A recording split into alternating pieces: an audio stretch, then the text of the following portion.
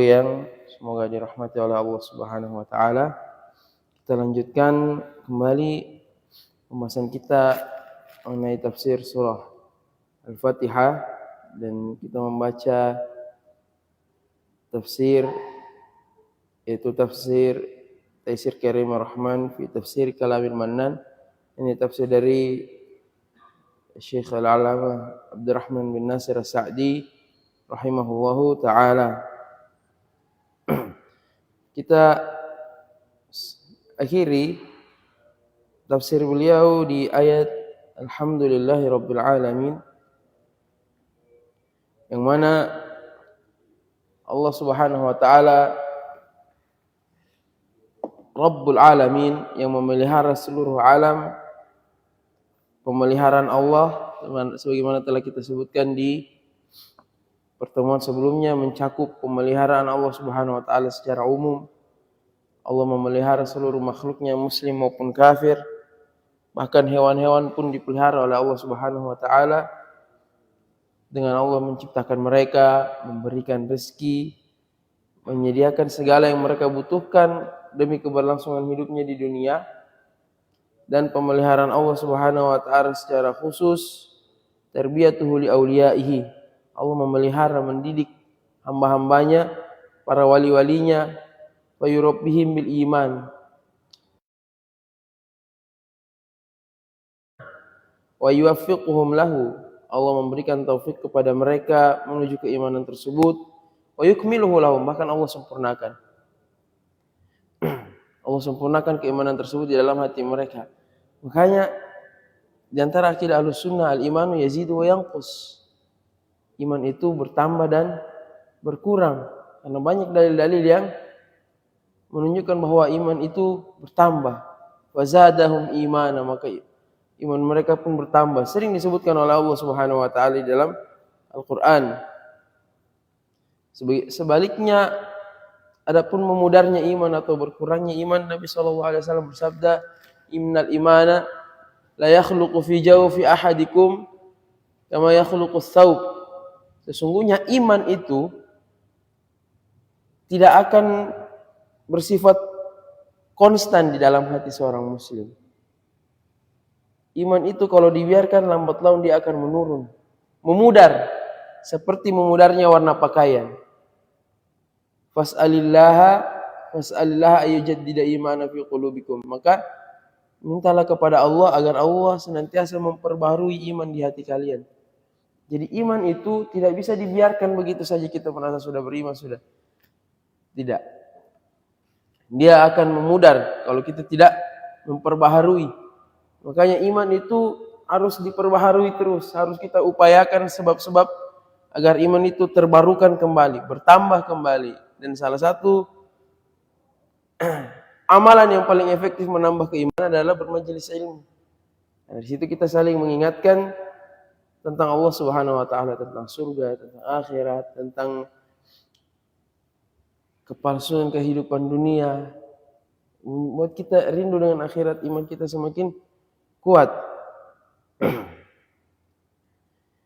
Fadalla qawluhu Rabbul Alamin ala infiradihi bil khalqi wat tadabburi wan ni'am.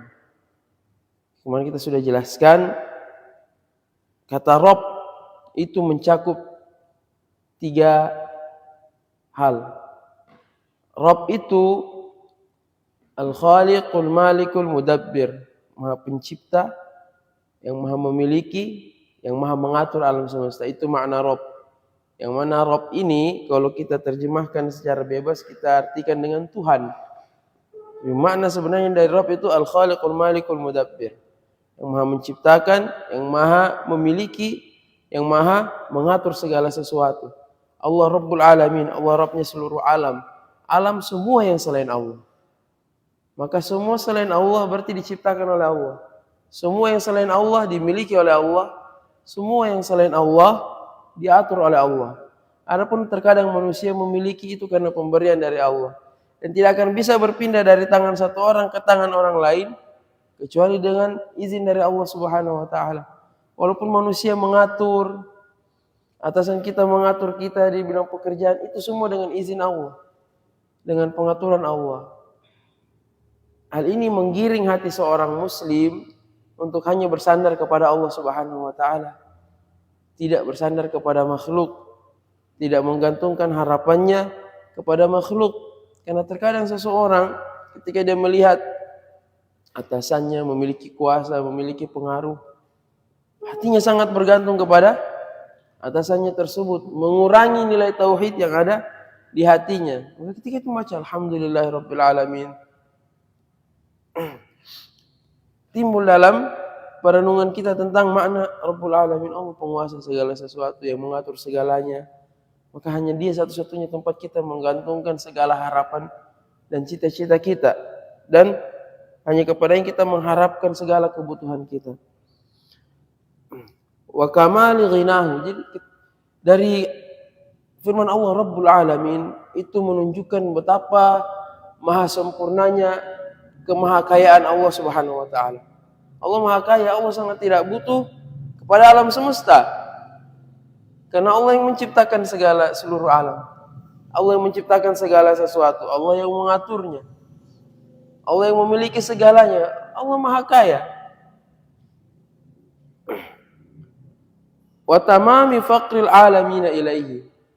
Dan dari firman Allah Rabbul Alamin kita mendapat kesimpulan bahwa seluruh alam ini benar-benar sangat butuh kepada Allah Subhanahu wa taala.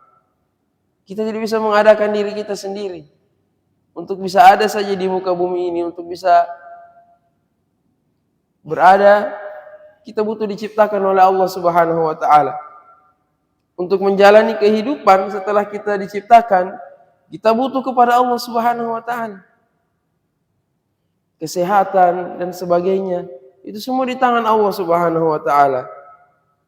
Dan untuk bisa meraih kebahagiaan dunia akhirat, kita juga butuh kepada Allah Subhanahu wa taala, butuh hidayah kepada Allah Subhanahu wa taala. Maka dari firman Allah, Allah Rabbul Alamin menyadarkan kita betapa maha kayanya Allah Subhanahu wa taala, betapa Allah tidak butuh kepada alam semesta. Justru sebaliknya, kita yang benar-benar butuh kepada Allah Subhanahu wa taala bikulli wajhin wa i'tibar, dari segala sudut pandang dan persepsi, dari segala sisi dan sudut pandang kita butuh kepada Allah Subhanahu wa taala. Betapa sempurnanya kefakiran kita kepada Allah Subhanahu wa taala. Oleh karena itu Allah Subhanahu wa taala berfirman, ya ayuhan nas antumul fuqara'u ila Allah wallahu huwal ghaniyyul hamid. Wahai manusia, kalian itu fakir, butuh kepada Allah. Dan Allah lah yang maha kaya lagi maha terpuji. Bagaimana kita tidak butuh kepada Allah Subhanahu wa taala? Jantung kita saja bukan kita yang gerakkan. Gimana kalau jantung itu seperti organ tubuh yang lain yang digerakkan berdasarkan kesadaran manusia? Mati kita. Tidur saja tidak bisa. Kita tidur, jantung kita berhenti berdetak. Siapa yang membuat jantung kita berdetak meskipun kita tertidur? Allah Subhanahu wa taala. Siang dan malam kita butuh kepada Allah Subhanahu wa taala. Dari sudut pandang ini saja, belum dari sudut pandang lain. Rizki kita, hubungan kita antar sesama manusia bisa bagus atau tidak tergantung bagaimana hubungan kita kepada Allah Subhanahu wa taala. Dari segala sudut pandang, dari segala sisi kita sangat butuh kepada Allah Subhanahu wa taala. Kalau yang ini kondisi kita, apa yang membuat kita sombong, tidak mau tunduk dan sujud kepada Allah Subhanahu wa taala? Makanya Allah Subhanahu wa taala menyebutkan innal insana kan zaluman kafar, sangat zalim, sangat ingkar kepada Allah. Mereka yang butuh kepada Allah, mereka yang membangkang. Kemudian kita melanjutkan kepada firman Allah Subhanahu wa taala, Maliki yaumiddin, yang memiliki, yang menguasai hari pembalasan. Dalam riwayat lain, ada qiraah lain cara membaca Al-Fatihah, mimnya dibaca satu harakat, Maliki yaumiddin. Maliki yaumiddin, bisa juga kita baca Maliki yaumiddin. Dua-duanya bacaan yang sabit, yang tetap dari Rasulullah SAW. Di antara keindahan Al-Quran, dia datang dalam berbagai riwayat bacaan yang semakin menunjukkan kayanya makna Al-Quran. Kalau kita baca Maliki yaumiddin, yang menguasai hari pembalasan, yang memiliki hari pembalasan. Kalau kita baca Maliki yaumiddin, rajanya hari pembalasan. Misalnya sama seperti di surah Al-Buruj, Di surah Al-Buruj, Dzul Arsyil Majid. Itu ada dua qiraah di situ. Dzul Arsyil Majidi, Dzul Arsyil Majidu. Kalau Dzul Arsyil Majidi, Majid itu naatnya arsh. Allah memiliki arsh yang agung arshnya. Kalau kita baca Dzul Arsyil Majidu, Al-Majid berarti naatnya Allah. Allah memiliki arsh yang mana Allah itu maha agung. Jadi hanya kita rubah harokatnya, menunjukkan dua makna yang berbeda, dan makna tersebut justru menetapkan keagungan Allah Subhanahu wa taala. Kalau arsy Allah agung, bagaimana lagi Allah Subhanahu wa taala? Kalau Allah yang agung jelas. Jadi itu diantara hikmah ketika Al-Quran itu diriwayatkan dengan berbagai macam qiraat, dengan beberapa cara bacaan, dan semuanya dibaca oleh Rasulullah SAW. Al-Malik man ittasafa bi sifatil mulki allati min athariha annahu ya'muru wa yanha wa yusibu wa yu'aqib wa yatasarrafu bima malikihi bi jami'i anwa'i tasarrufat. Al-Malik maknanya adalah dia yang bersifat dengan sifat kekuasaan, kepemilikan, yang mana dampak buah dari kemaha pemilikan Allah Subhanahu wa taala, Allah memerintah dan melarang. Allah memberi ganjaran dan memberikan balasan terhadap perbuatan-perbuatan, dan Allah mengatur seluruh kerajaannya, seluruh kepemilikannya, semua yang ada di langit dan di bumi dengan berbagai macam pengaturan. Kemahasempurnaan kekuasaan Allah, buktinya Allah mampu memberi perintah dan melarang, dan Allah mampu memberikan hukuman dan ganjaran bagi orang yang mentaati perintah Allah atau melanggarnya. Dan tidak ada yang seperti Allah Subhanahu wa taala. Seorang raja sebesar-besarnya kekuasaannya, bisa jadi ada individu yang berada di bawah kekuasaannya melanggar perintahnya tanpa mendapatkan azab, tanpa mendapatkan hukuman. Betapa banyak kriminal yang lolos dari hujrat hukum dulu maupun sekarang. Walaupun sekuat apapun penguasanya, tidak bisa dia menghukum semua orang yang melanggar perintahnya. Tapi Allah Subhanahu wa taala, karena dia maha raja yang maha sempurna, tidak ada satupun manusia yang bisa keluar dari hukum Allah Subhanahu wa taala, dan tidak ada satupun manusia yang bisa selamat dari azab Allah Subhanahu wa taala ketika mereka durhaka kepada Allah dimanapun dia berada. Kita berbicara secara individu maupun secara masyarakat bernegara seperti itu. Coba bayangkan, Allah memerintah, Allah melarang, dan Allah memberi pahala, dan Allah memberi hukuman di dunia dan di akhirat. Bandingkan, kita bicara skala negara, kita bandingkan kondisi kita dengan Arab Saudi. Kita jauh lebih kaya daripada Arab Saudi. Arab Saudi cuma punya minyak, kurma, sisanya pasir, muntah. Kita apa yang kita tidak punya di negara ini? Apa yang kita tidak punya? Bahan minyak bumi, sumber daya pertambangan, sumber daya manusia. Indonesia tidak pernah kekurangan orang pintar. Hasil laut, hasil hutan. Tapi siapa yang lebih makmur? Siapa yang diberikan kemakmuran oleh Allah Subhanahu wa taala? Apa sebabnya? Ketakwaan. Mungkin kita semua sudah familiar dengan kisah-kisah yang diceritakan oleh guru-guru kita yang menuntut ilmu, menimba ilmu di Arab Saudi. Bagaimana pemerintah di sana, bahkan ketika waktu sholat datang, mereka razia kalau ada masih toko-toko yang masih buka. Mereka yang kalau sholat tutup jualannya, mereka yang kaya raya. Kita yang sampai tidak sholat gara-gara cari uang, kita yang miskin. Kenapa? Karena Allah itu maha raja.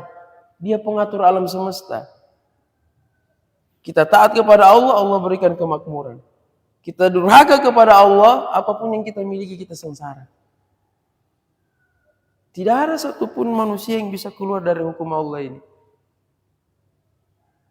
Itu bicara bernegara, bicara individu, kita bisa menyaksikan dengan mata kepala kita sendiri. Orang-orang yang bergelimang maksiat, hidupnya tidak akan berkah. Hidupnya penuh dengan tekanan, penuh dengan stres. Walaupun dia bergelimang harta secara zahirnya. Kenapa?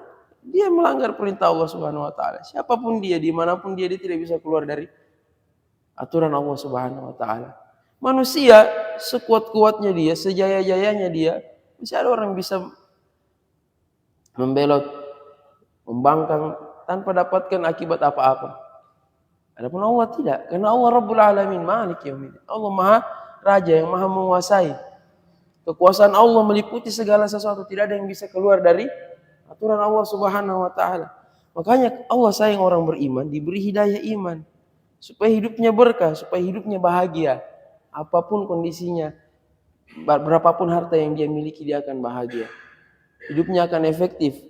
Hidupnya akan dicukupi oleh Allah Subhanahu wa taala. Demikian. Kemudian ada yang menarik di sini. Allah menyebutkan Allah itu Maliki Yaumiddin. Allah rajanya hari pembalasan, yang menguasai hari pembalasan.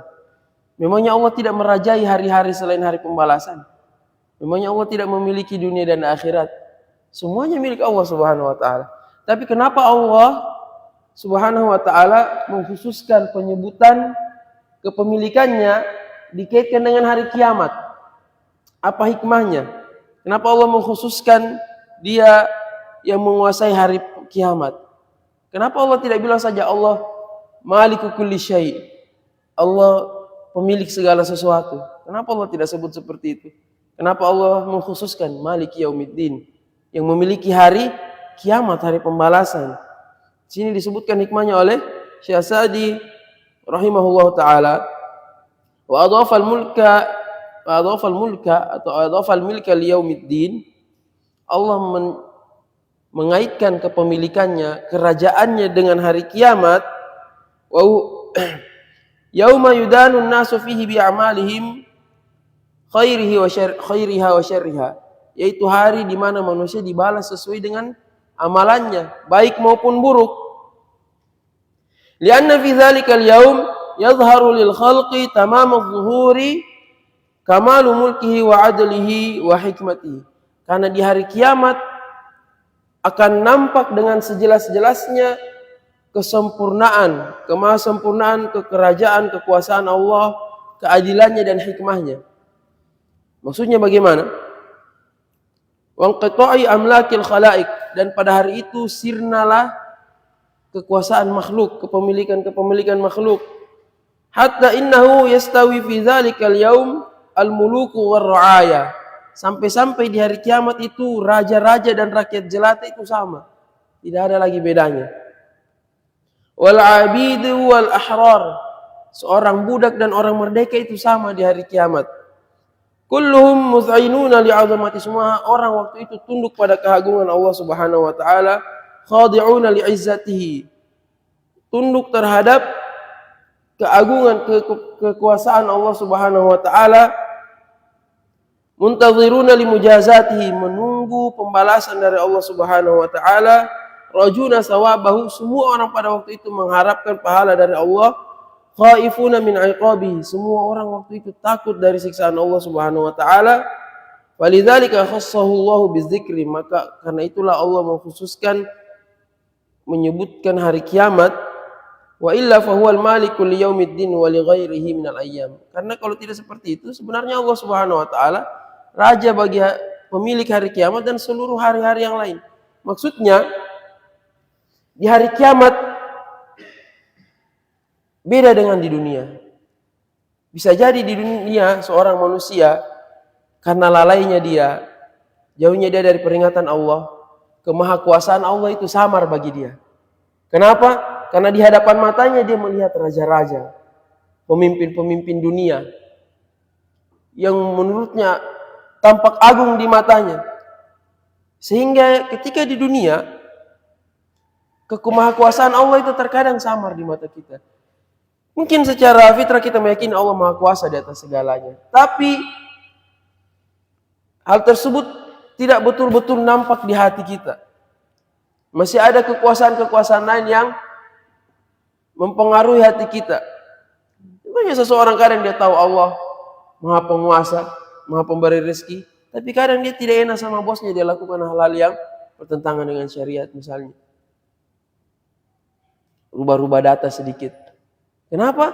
Karena kekuasaan makhluk masih mempengaruhi hatinya.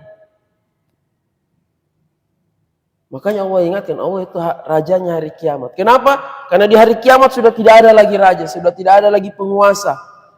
Sehingga ketika kita mengingat hari kiamat, tersadarlah kita bahwasanya Allah Subhanahu wa taala Maha Penguasa yang sesungguhnya.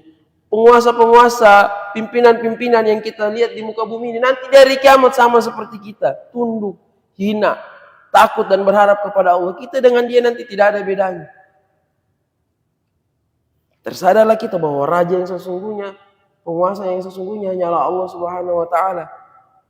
Alangkah ruginya kita kalau hanya kadang tidak enak dengan atasan, tidak enak dengan pemimpin kita, kemudian kita mengerjakan apa yang diharamkan oleh Allah.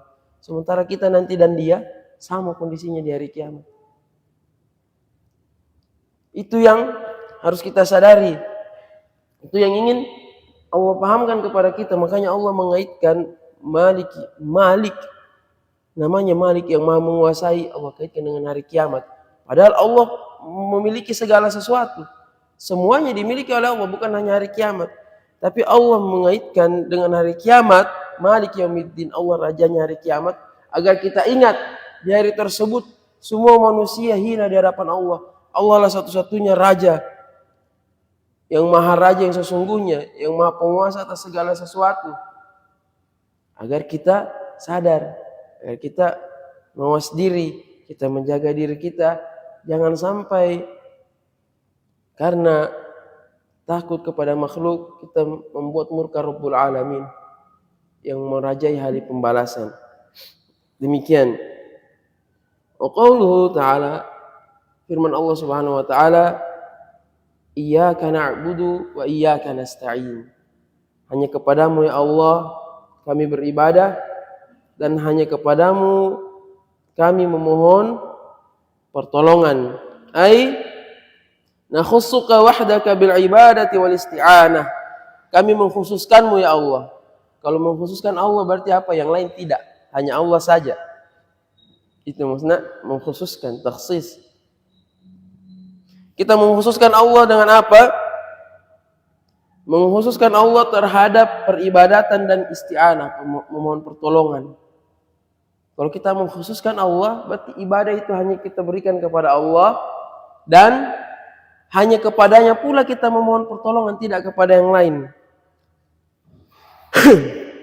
Kalau kita mau terjemahkan kata per kata, iyyaka, padamu, na'budu, kami beribadah. Wa iyyaka, dan padamu, nasta'in, kami memohon pertolongan. Mana pembatasan di situ? Secara lafaz tidak ada. Tapi kita sudah sebutkan kemarin, sesuatu dalam bahasa Arab, kalau ada kalimat yang pola asalnya dia harusnya di belakang, ketika dimajukan di depan, maka itu berarti maknanya pembatasan. Dalam bahasa Arab, fi'il, fa'il, maf'ul bih, itu asalnya.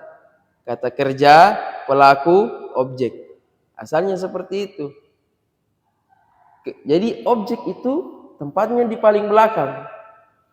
Ketika dia disebut duluan di depan, berarti dibatasi hanya dia. Asalnya, contohnya kemarin, as'alullaha, saya meminta kepada Allah. Bisa kita katakan, Allaha as'alu, Allah lah yang saya mintai. Tapi ketika Allahnya saya sebut duluan, itu membatasi. Hanya Allah yang saya mintai, bukan yang lain. Begitu juga di sini. Asalnya kalimat tersebut, na'buduka, kami beribadah kepadamu ya Allah. Tapi kanya dhamir nasab munfasil, na'buduka, ini disimpan di depan. Dan dhamir nasab itu tidak bisa berdiri sendiri.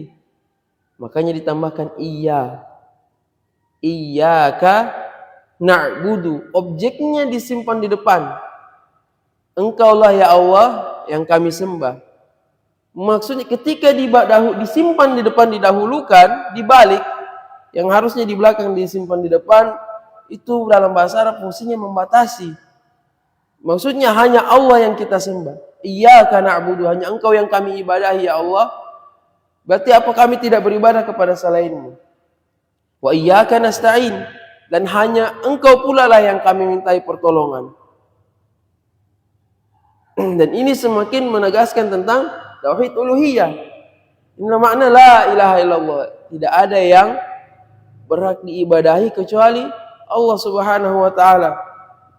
Maknanya dijelaskan di surah Al-Fatihah, iyyaka na'budu, hanya kepadamu ya Allah kami beribadah.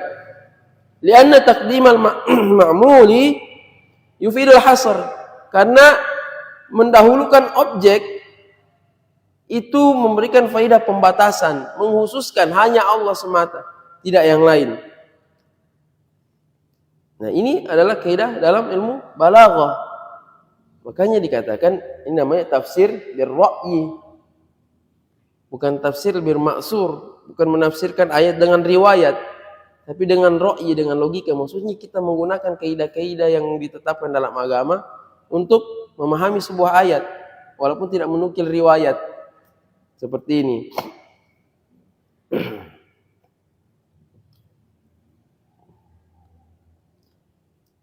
Faka'annahu yaqul, jadi seakan-akan Allah Subhanahu wa taala berfirman, seakan-akan makna yang bisa kita petik, na'buduka wa la na'budu ghairaka.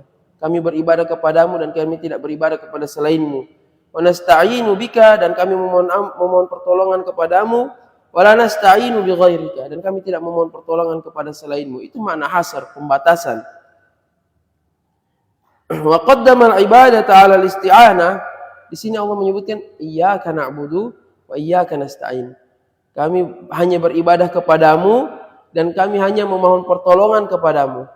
Allah mendahulukan penyebutan ibadah sebelum meminta tolong, kan? Na'budu, beribadah. Jadi penyebutan ibadah disinggung terlebih dahulu oleh Allah sebelum memohon pertolongan. Min babi taqdimil 'ammi 'alal khas. Ini namanya mendahulukan yang umum sebelum yang khusus. Maksudnya apa? Disebut yang umum dulu, kemudian yang khusus. Isti'anah, memohon pertolongan itu ibadah atau tidak? Ibadah atau tidak? Kenapa disebut lagi oleh Allah Subhanahu wa taala? Sama kayak firman Allah, "Wa ma umiru illa liya'budullaha mukhlishina lahuddin." Mereka tidak diperintah kecuali untuk beribadah kepada Allah dalam kondisi memurnikan ibadah agama hanya untuk Allah, wa yuqimus sholata wa yu'tuz zakah. Dan mereka tidak diperintah kecuali untuk salat dan zakat. Salat dan zakat bukan ibadah kah? Ibadah. Kenapa disebut terpisah padahal sudah disebut ibadah? Itu namanya taqdimul 'am 'alal khas, disebut yang umum dulu kemudian rincian-rinciannya. Apa faedahnya? Sama seperti sini disebut ibadah secara umum, hanya kepada Allah kita beribadah. Padahal kalau kita katakan hanya kepadamu kami beribadah ya Allah, itu sudah mencakup isti'anah juga berarti. Karena isti'anah kan ibadah. Tapi kenapa disebut lagi isti'anah secara tersendiri? Ihtimaman bi taqdimi haqqihi ta'ala ala haqqi 'abdihi. Untuk menunjukkan bahwasannya yang terpenting mendahulukan hak Allah Subhanahu wa taala sebelum hak makhluk, sebelum hak para hamba, agar kita paham bahwasannya hak Allah harus lebih kita kedepankan daripada hak kita. Makanya ketika bertabrakan kepentingan agama dengan kepentingan dunia, kita dahulukan kepentingan agama. Misalnya kita ada penghasilan, tapi bermasalah dari sisi syariat. Tapi di situ ada kepentingan dunia kita. Tapi ternyata melanggar hukum Allah, kita tinggalkan, kita cari pekerjaan yang lain. Karena kita lebih mendahulukan hak Allah daripada hak hamba. Dan itu tersirat dari surat Al-Fatihah. Makanya Allah menyebutkan duluan, iyyaka na'budu. Hanya kepadamu ya Allah kami beribadah. Dan hanya kepadamu kami memohon pertolongan. Kita minta tolong itu dampaknya kembali ke kita. Itu berkaitan dengan hak hamba. Tapi na'budu, hanya kepadamu ya Allah kami beribadah. Ini dalam rangka kita menunaikan hak Allah Subhanahu wa taala. Allah sebutkan dahulu hal-hal yang berkaitan dengan hak Allah untuk memahamkan kita bahwasannya hak Allah itu lebih kita dahulukan daripada hak hamba. Contohnya ada seseorang naksir kepada seorang wanita, tapi akhlak dan agamanya buruk, tapi dia cintai. Tapi dia tahu Allah tidak suka kalau dia menikah dengan wanita tersebut. Dia tinggalkan. Kenapa? Karena dia dahulukan hak Allah dibanding hak pribadinya. Seperti itu. Wal ibadah ismun jami'un likulli ma yuhibbuhu Allah wa yardahu minal a'mali wal aqwali adh-dhahira wal batinah. Beliau mendatangkan definisi ibadah. Apa itu ibadah? Apakah ibadah itu hanya dikatakan ibadah ketika kita 24 jam di masjid? Tidak. Apakah ibadah itu hanya membaca Quran, hanya sesuatu yang sifatnya vertikal kepada Allah Subhanahu wa taala baru disebut ibadah? Ternyata tidak. Ibadah itu nama yang mencakup semua hal yang dicintai dan diridhoi oleh Allah, lahir maupun batin, baik ucapan maupun perbuatan. Ini definisi yang disebutkan oleh Ibnu Taimiyah rahimahullahu taala. Jadi ibadah itu semua hal yang dicintai oleh Allah. Ketika Allah mencintai sesuatu, berarti itu ibadah. Baik sesuatu tersebut sifatnya fisik maupun batin. Takut, berharap, tawakal, itu sifatnya batin. Itu dicintai oleh Allah. Maka itu ibadah. Fisik, perbuatan fisik, tabassumuka fi wajhi akhika shadaqah. Senyummu ke wajah saudaramu itu sedekah. Dipuji oleh Nabi berarti disukai oleh Allah. Ibadah. Minal aqwali wal af'al, ucapan maupun perbuatan. Man kana yu'minu billahi wal yawmil akhir falyaqul khairan aw liyasmut. Barang siapa yang beriman kepada Allah dan hari akhir, hendaknya dia berucap yang baik atau dia diam. Dikaitkan dengan hari akhir. Berarti kalau kita bicara yang baik, kita akan selamat di akhirat. Berarti dicintai oleh Allah, berarti itu ibadah. Ketika kita paham konsep ibadah dengan benar, baru saat itu kita bisa secara hakiki mewujudkan firman Allah, "Wa ma khalaqtul jinna wal insa illa liya'budun." Tidaklah aku ciptakan jin dan manusia kecuali untuk beribadah kepadaku. Berarti keberadaan kita di dunia ini tidak lain untuk beribadah. Kalau ada dalam umur kita lalaikan, kita tidak beribadah kepada Allah, kita menyelisihi tujuan penciptaan kita. Makanya kita akan ditanya oleh Allah nanti di hari kiamat tentang umur kita. Wa an umri fima ablah. Umurnya dihabiskan untuk apa? Ibadah atau tidak? Kalau kita hanya untuk beribadah, berarti kita harus 24 jam di masjid, 24 jam baca Quran. Tidak demikian. Makanya kita harus paham konsep ibadah. Ibadah semua hal yang dicintai oleh Allah Subhanahu wa taala. Nabi SAW bersabda, "Kafa bil mar'i isman an yudayyi'a man yaqut." Cukuplah seseorang itu berdosa kalau dia telantarkan orang-orang yang wajib dia nafkahi. Berarti cari nafkah wajib. Berarti itu ibadah. Anas bin Malik kalau saya tidak salah, dia selalu niat kalau mau tidur, niatnya ingin bangun sholat malam. Jadi walaupun dia terlewat, dia tetap terhitung ibadah tidurnya. Nah, semua hal yang kita niatkan baik sesuai dengan contoh Nabi SAW itu ibadah. Aksaru ma yudkhilun nasal jannah taqwallah wa husnul khuluq. Amalan yang paling banyak memasukkan manusia ke dalam surga, bertakwa kepada Allah dan berakhlak mulia. Wa aktsaru ma yudkhilun nasa an-nara al-famu wal faraj. Dan perbuatan yang paling banyak memasukkan manusia ke dalam neraka itu berkisar antara mulut dan kemaluan. Jadi kita berakhlak mulia, ibadah. Kita bertutur kata yang lemah lembut, kita ramah kepada orang, semua ibadah. 24 jam kita bisa beribadah kepada Allah kalau kita paham konsep ibadah. Berbakti kepada orang tua, berperilaku baik kepada teman, semua ibadah kepada Allah Subhanahu wa taala. Ketika kita paham, kita keluar rumah cari nafkah, panas-panasan di dalam pabrik misalnya, itu ibadah kepada Allah, sabar. Karena kita sedang beribadah kepada Allah, bahkan wajib. Karena kita wajib mencari nafkah. Bisa jadi seseorang yang dapat shift malam, dia begadang di dalam pabrik semalam suntuk, dia tidak sholat tahajud, bisa jadi pahalanya lebih besar daripada orang yang sholat tahajud. Kenapa? Karena dia melakukan amalan wajib. Sementara orang yang sholat malam, dia melakukan amalan sunnah. Dan kita sudah tahu, amalan wajib pahalanya lebih besar dari amalan sunnah. Makanya kita menuntut ilmu, bukan supaya kita 24 jam ada di masjid, tidak. Tapi kita menuntut ilmu supaya kita 24 jam bisa beribadah kepada Allah. Makanya orang yang menuntut ilmu itu, sahalallahu lahu bihi tariqan ilal jannah. Allah mudahkan baginya satu jalan menuju surga. Karena ketika dia menuntut ilmu, dia tahu ternyata agama itu mudah. Ternyata hal-hal keseharian kita bisa kita jadikan sumber pahala. Tapi kalau kita punya ilmunya, makanya Nabi sayang sama kita, Nabi suruh kita menuntut ilmu. Nah, ini tentang ibadah. Wal isti'anah, sekarang kalau isti'anah itu apa?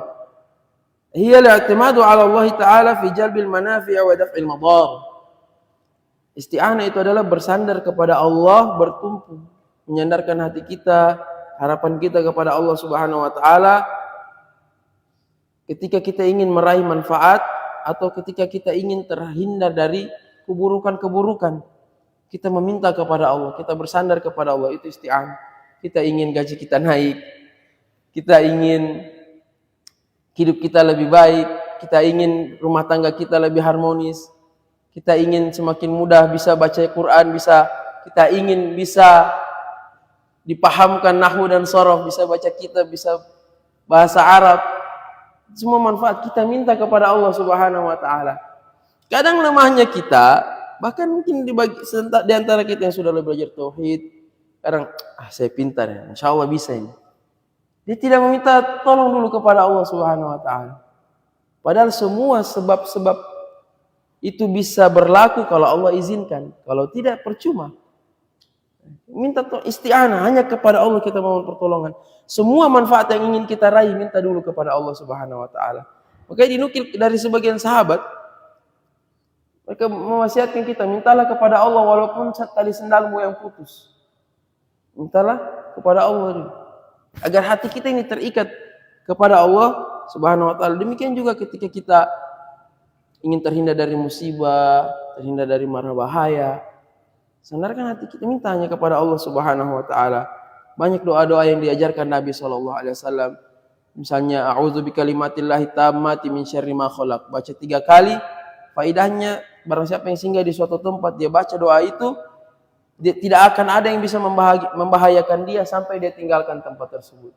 Ini kan untuk isti'anah kepada Allah Subhanahu wa taala. Makanya kalau kita datang di tempat keramat, jangan baca doa itu. Memang ada tempat keramat, iya, ada jin yang nakal suka mengganggu, iya. Tapi jangan tabe sama dia, tambah besar kepala dia.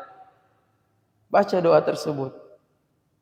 Tidak bisa apa-apakan kita. Kita datang di tempat kerja yang high risk, tinggi resiko, baca doa tersebut supaya kita bisa pulang dengan selamat. Wal qiyamu bi ibadatillahi wal isti'anah bihi.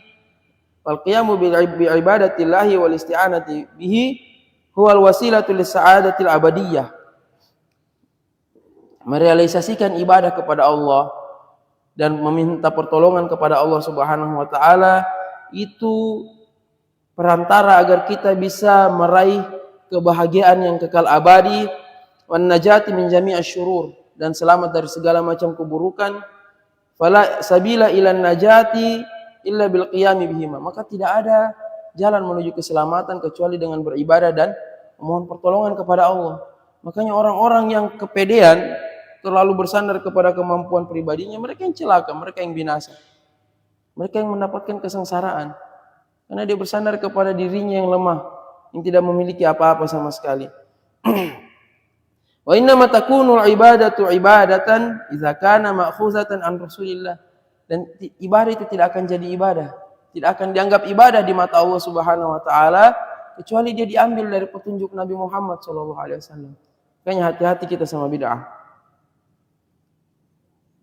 Maqsudan biha wajh Allah. Teknisnya sesuai tuntunan Nabi, niatnya murni karena Allah Subhanahu wa taala. Itulah ibadah. Oke, harus Sering dijelaskan oleh ustaz-ustaz kita, ibadah itu harus sesuai tuntunan Nabi dan ikhlas karena Allah. Walaupun teknisnya bagus sesuai sunnah, tapi hatinya riya, binasa dia. Walaupun niatnya ikhlas, tapi cara pelaksanaannya menyelisih sunnah Nabi Sallallahu Alaihi Wasallam, bahwa raddun, dia ditolak oleh Allah Subhanahu Wa Taala. Ya, ibadah hanya akan bernilai ibadah di mata Allah Subhanahu Wa Taala ketika mencakup dua hal tersebut. Fabihadzainil amrayni takunu ibadah, atau takawwana ibadatun. Maka hanya dengan dua hal ini ibadah itu bisa terwujud. Wa dzakarul isti'anah ba'dal ibadah. Di sini ada hikmah lain yang dijelaskan oleh Syekh Sa'di rahimahullah. Kenapa Allah menyebutkan isti'anah itu setelah ibadah?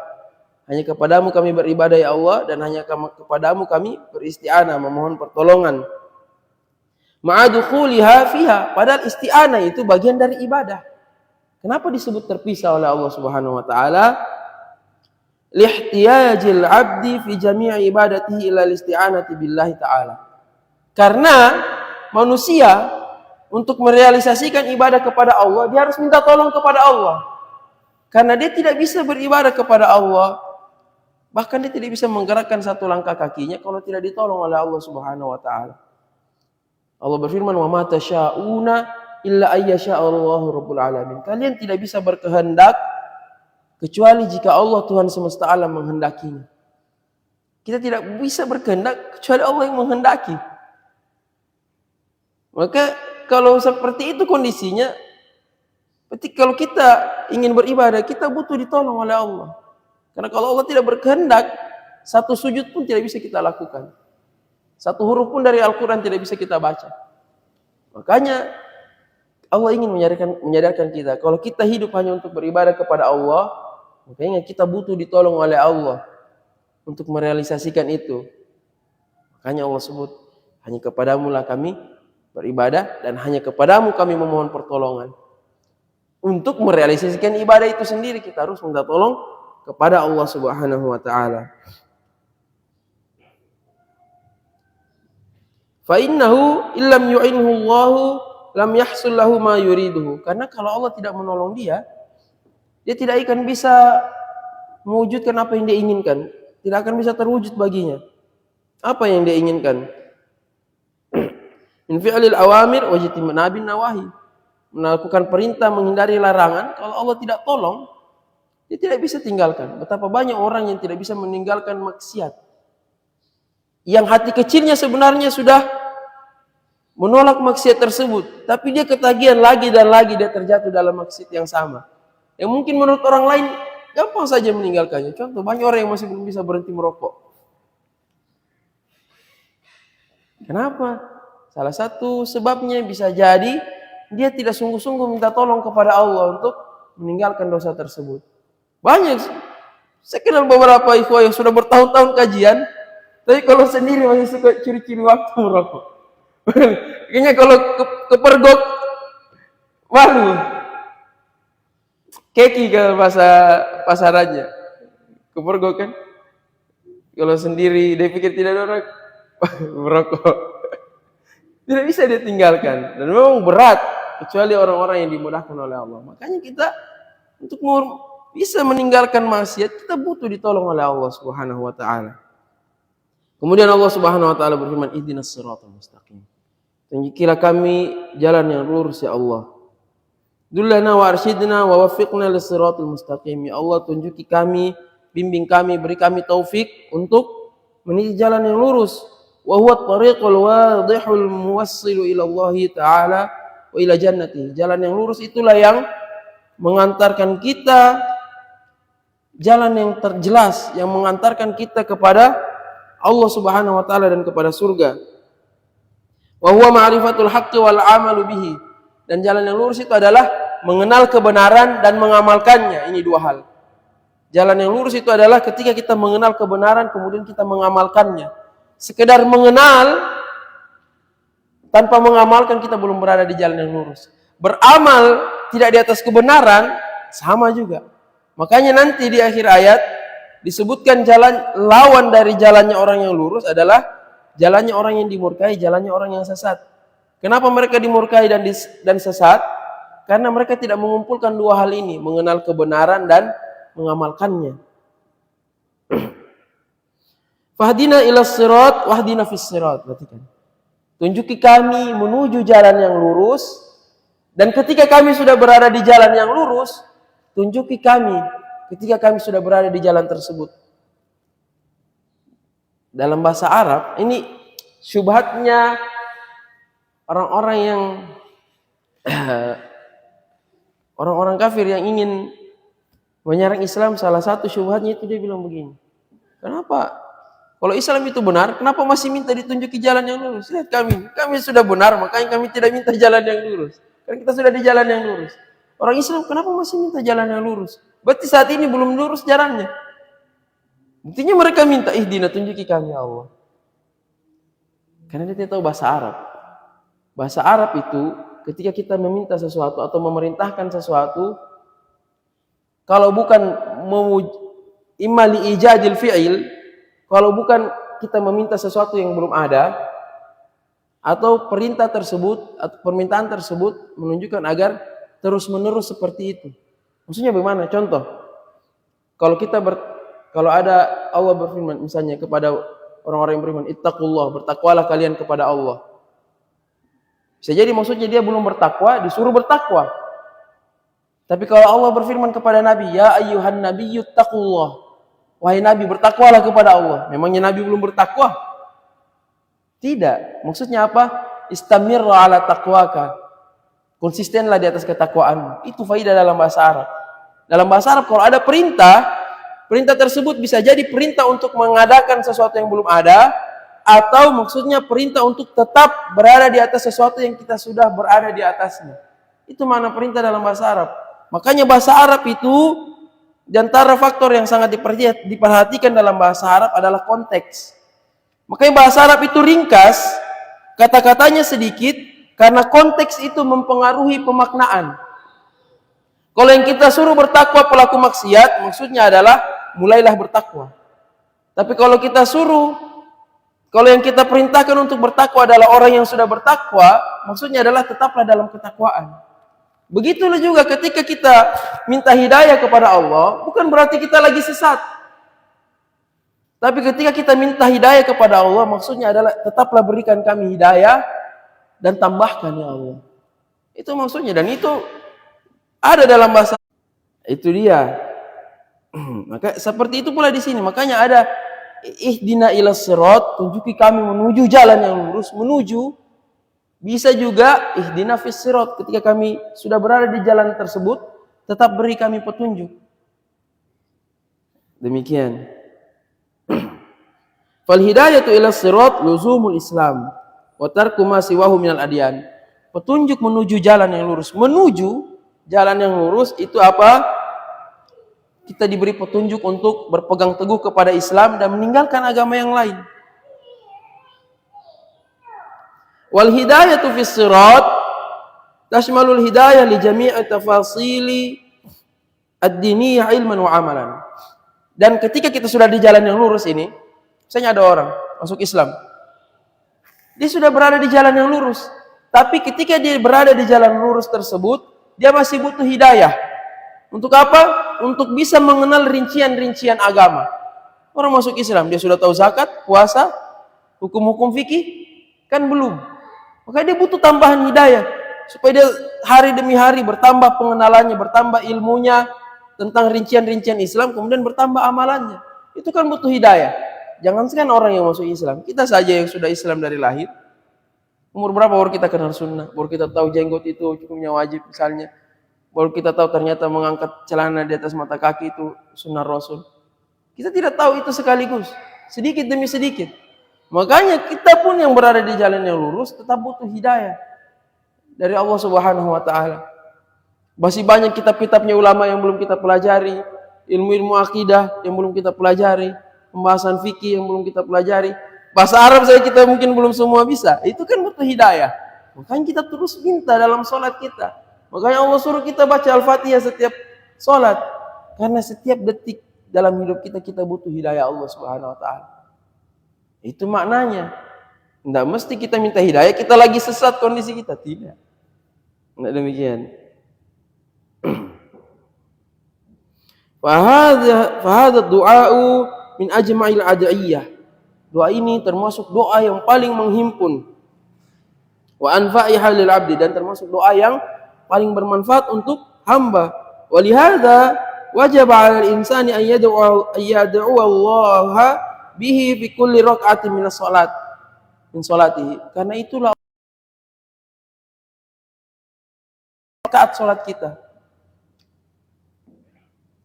Li daruratihi ila dzalik, karena saking butuhnya kita secara darurat kita butuh kepada doa tersebut. Kita butuh kepada hal-hal yang kita minta dalam doa tersebut.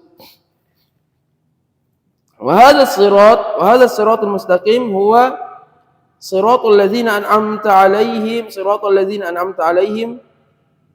Kemudian ihdinas siratal mustaqim, tunjuki kami jalan yang lurus. Yaitu jalannya ini secara nahwu siratal ladzina an'amta 'alaihim itu badal. Atau bisa jadi dikatakan ataf bayan. Maksudnya memperinci siratal mustaqim itu yang mana? Yaitu jalannya orang-orang yang telah engkau beri nikmat ya Allah.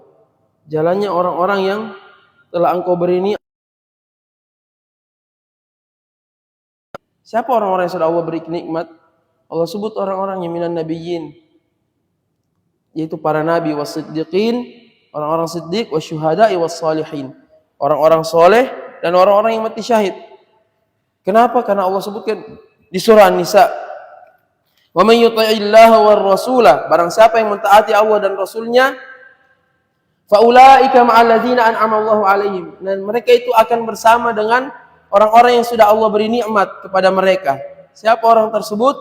Minan nabiyyin was-siddiqin wasyuhada'i was-salihin, yaitu para nabi, orang-orang siddiq, orang-orang yang mati syahid dan orang-orang soleh. Wa hasuna ulaika rafiqa, alangkah baiknya mereka itu sebagai teman.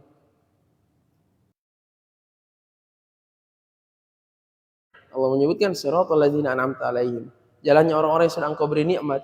Di surah An-Nisa Allah sebut siapa yang Allah sudah beri nikmat kepada mereka? Jalannya para nabi. Dan Allah sebutkan wa may yuti'illaha war rasul. Jalannya orang-orang yang diberi nikmat itu adalah ketika jalannya orang-orang yang mentaati Allah dan Rasulnya.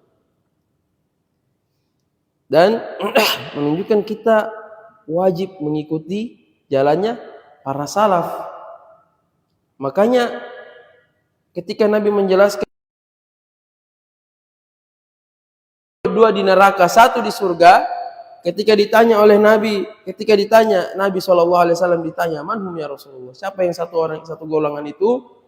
Hum ala mislima ana alaihi yauma wa ashabi, itu orang-orang yang beragama seperti agamaku dan para sahabatku hari ini. Itulah jalan yang lurus. Karena orang yang mati syahid, orang-orang soleh, yang terdepan di antara mereka semua adalah para sahabat Nabi SAW. Karena para sahabat Nabi kalau bukan siddiq, syuhada, salihin, dan mereka yang paling utama dibanding para sahabat Nabi-Nabi yang lain.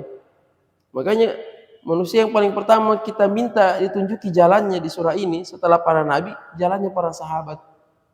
Maka dalam surah Al-Fatihah ini, kenapa dia begitu agung? Kan di sini ada pelajaran tauhid, pelajaran manhaj, pelajaran jalan yang lurus. Ghairil maghdubi alaihim, bukan jalannya orang-orang yang dimurkai oleh Allah. Manusia yang jadi percontohan, sampel manusia yang paling dimurkai oleh Allah itu orang Yahudi. Karena mereka manusia yang paling tahu kebenaran. Kenapa mereka dimurkai? Karena mereka tahu kebenaran tapi mereka langgar. Alladzina atainahumul kitaba ya'rifunahu kama ya'rifuna abna'ahum. Orang-orang yang telah kami beri Alkitab, maksudnya orang Yahudi, mereka itu mengenal Nabi Muhammad SAW sama seperti mereka tahu anak laki-lakinya sendiri. Saking jelasnya. Falamma ja'ahum ma'arafu kafaru bih. Tapi sayangnya ketika datang sesuatu yang mereka sudah kenali, mereka ingkari. Fala'natullahi 'alal kafirin. Maka laknat Allah bagi orang-orang kafir. Itulah orang Yahudi. Makanya orang Yahudi dimurkai oleh Allah Subhanahu wa taala. Dan jangan kita heran kalau mereka itu bengis dan sadis. Jangankan orang Palestina, Nabi saja mereka bunuh. Bukan berarti kita benarkan perbuatannya, tapi tidak perlu kita heran kalau Yahudi itu bejat luar biasa, sadis, kejam. Jangankan anak-anak kecil Palestina, Nabi saja dengan gampangnya mereka bunuh. Wa qatlihimul anbiya, mereka itu membunuh para nabi, itu kebiasaannya orang Yahudi. Aw kullama ja'akum rasulun bima la tahwa anfusuhum kazzabatum. Apakah setiap datang rasul membawa ajaran yang tidak sesuai hawa nafsu kalian, kalian mendustakan? Wa fariqun kazzabatum wa fariq. Jadi orang Yahudi kalau ada nabi yang dia tidak suka, kalau bukan dia dustakan dia bunuh. Itu Yahudi. Nabi mereka bunuh, apalagi Muslim. Mungkin nyawa kita seperti lalat di mata mereka. Jadi tidak perlu kita heran. Dan kalau kita lagi kondisi lemah, jangan kita jadi gara-gara sama orang Yahudi. Karena mudaratnya akan kembali ke kita lebih parah. Demikian. Ghairil maghdubi alaihim, bukan jalannya orang-orang yang dimurkai atas mereka. Kenapa mereka dimurkai? Sebab utamanya karena mereka berilmu tapi tidak beramal. Waladhdallin, dan bukan pula jalannya orang-orang yang sesat. Jalannya orang yang sesat di sini yang jadi percontohan adalah orang Nasrani. Inginkan kebenaran tapi mereka tidak tahu jalannya. Akhirnya mereka beramal tidak di atas ilmu. Maka sifat yang paling dominan pada mereka apa? Kesesatan. Kesesatan. Kenapa bid'ah itu sesat? Karena dia mencari kebaikan tapi jalannya salah. Kullu bid'atin dhalalah, semua bid'ah itu sesat. Karena diinginkan kebaikan tapi jalannya salah, sesatlah dia. Walaupun kata Imam Ibnu Katsir, baik Yahudi maupun Nasrani, pada mereka berdua ini sama-sama ada kemurkaan dan kesesatan. Tapi kenapa orang Yahudi dikhususkan dengan kemurkaan? Karena itu yang lebih dominan pada mereka. Celaan-celaan bagi orang Yahudi itu di dalam Al-Quran banyak dikaitkan dengan kemurkaan Allah. Walaupun mereka juga sesat, jelas. Tapi yang lebih dominan pada mereka kemurkaan dari Allah. Sebaliknya orang-orang Nasrani walaupun dimurkai oleh Allah Subhanahu wa taala, khususnya karena perbuatan mereka menyamakan Nabi Isa dengan Allah, mengatakan Nabi Isa adalah anak Allah. Meskipun itu jadi dimurkai oleh Allah, tapi sifat yang dominan ada pada mereka adalah kesesatan. Makanya mereka yang disebutkan oleh para ulama ketika menafsirkan dua ayat firman Allah ini, al-maghdubi alaihim waladhdallin, selalu dijadikan contoh Yahudi dan Nasrani. Demikian, alhamdulillah selesai kita membahas tafsir surah Al-Fatihah. Semoga ketika kita telah mempelajari tafsir surah ini, makna-maknanya bisa kita hadirkan ketika kita sholat, sehingga membantu meningkatkan kekhusyuan kita. Kita tahu yang kita minta ini apa. Makanya kenapa sholat dinamakan sholat? Sholat itu artinya secara bahasa doa. Sholat artinya secara bahasa doa. Karena salah satunya di dalam sholat kita membaca surah Al-Fatihah. Surah Al-Fatihah itu doa. Intinya meminta kepada Allah. Dan di dalam surah Al-Fatihah kita diajarkan etika berdoa kepada Allah. Kalau mau minta jangan langsung minta. Puji dulu Allah. Lihat kita ketika kita di surah Al-Fatihah. Intinya kan kita mau meminta jalan yang lurus. Tapi kita mulai dengan apa? Puji-pujian kepada Allah. Alhamdulillahirabbil alamin, Ar-Rahmanir Rahim, Maliki Yaumiddin. Kita puji dulu Allah. Kemudian setelah itu kita bertawassul dengan amal soleh. Iyyaka na'budu wa iyyaka nasta'in. Ya Allah, hanya kepadamu kami beribadah, hanya kepadamu kami mohon pertolongan. Ihdinas siratal mustaqim, tunjuki kami jalan yang lurus. Jadi kita dalam surah Al-Fatihah mencakup seluruh inti-inti ajaran Islam. Akidahnya, manhajnya, fikihnya. Dari mana fikih? Kita diajarkan untuk mengikuti jalannya Nabi dan para sahabatnya. Apakah hanya dari sisi keyakinan? Tidak. Dari sisi amalan. Jadi kalau kita mau fikih kita benar, ikuti fikihnya Nabi dan para sahabat. Kalau kita mau akidah kita lurus, ikuti keyakinannya Nabi dan para sahabat. Demikian luas cakupan surah Al-Fatihah. Makanya para ulama mengatakan seluruh surat selain Al-Fatihah itu penjabaran tentang surah Al-Fatihah. Makanya surah Al-Fatihah disebut Ummul Kitab, induknya Al-Quran, Ummul Quran, Sab'ul Masani. atainaka min sab'il masani wal Qur'anil azim. Salah ayatnya. Sungguh kami telah memberikan kepadamu sab'ul masani dan Al-Qur'anul azim. Kata Nabi sab'ul masani itu surah Al-Fatihah. Demikian yang bisa kita bahas pada kesempatan kali ini. Terima kasih kepada jamaah Masjid Darus Sunnah, Ustaz Hasbullah, hafizahullah, semoga Allah Subhanahu wa taala senantiasa menambahkan ilmu yang bermanfaat dan hidayah kepada beliau dan antum sekalian. Terima kasih kesempatan yang sudah diberikan. Semoga Allah Subhanahu wa taala memudahkan kita untuk bertemu di kesempatan-kesempatan berikutnya. Lebih dan kurangnya mohon dimaafkan. Sallallahu wasallam wa baraka ala nabiyyina Muhammad. Subhanakallahumma wa bihamdik asyhadu an la ilaha illa anta astaghfiruka wa atubu ilaik. Assalamualaikum warahmatullahi wabarakatuh.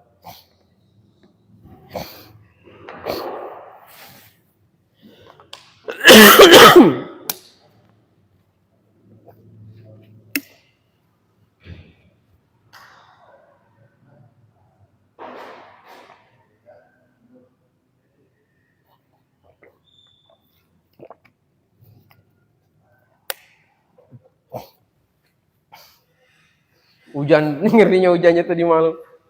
Hujan badai. Baru cari jam 11 mau ke situ. Nggak bisa ini. Habis.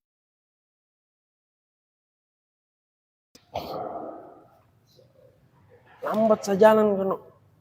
Kayaknya itu lumpur-lumpur dari galian-galian itu turun di jalan. Banyak genangan-genangan lumpur di jalan. Iya. Nanti diedit.